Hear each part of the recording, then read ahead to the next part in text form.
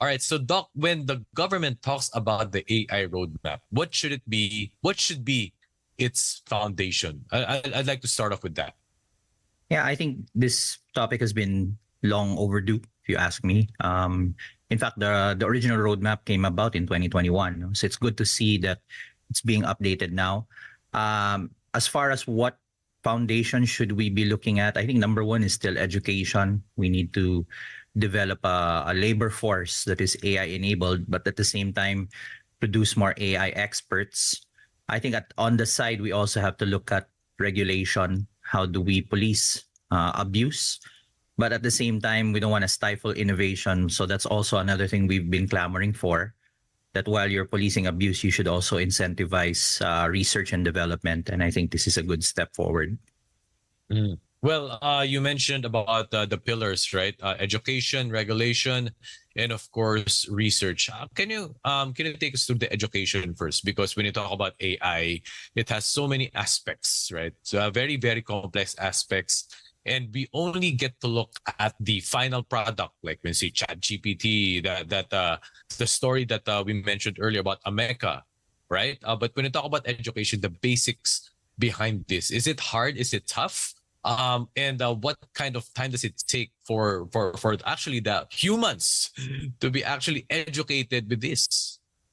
Yeah, I think one of the things that we've been looking at also is how we can democratize the knowledge. Yes. So we've been talking about STEM, IT education, data science education for quite a long time already, and that base takes time to build. No, little by little, I think our labor force for data science and analytics has grown naman for over the past few years. But I think we also should emulate countries like Finland and recently Dubai. Dubai recently announced that they're going to be training 1 million prompt engineers. And the term prompt engineer sometimes gets conflated with engineering. Actually, it's really more teaching citizens how to use AI like ChatGPT properly. So you don't need to be a scientist to do that. No, this is for everyone. And in Finland, as early as 2019, they already embarked on a program to train 1% of their entire population in AI basics. So I think we need those two tracks, no, the specialist track, and you also have the general track for the public.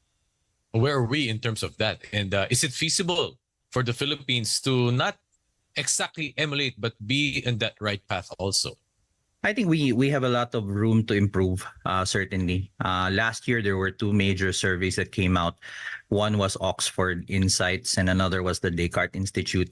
And they both didn't paint a very good picture of our human capital. No? And I think that's certainly one area of focus. We need people who know how to use tools while we're also building tools for them to use.